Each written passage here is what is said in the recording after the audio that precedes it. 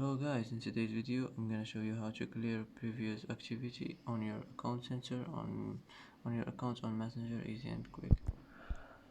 First click on these three lines, now click settings. Now here as you see you'll find it here, and you'll find here your information and permissions. You'll find your activity of Meta Technologies, click on it. Here you will find clear previous activity. Now just click clear, and that's it, it will be cleared. That's it for today. And that's it for today's video.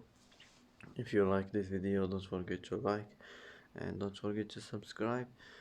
I hope this video is helpful for you, and thanks for watching until the end, and see you in the next video.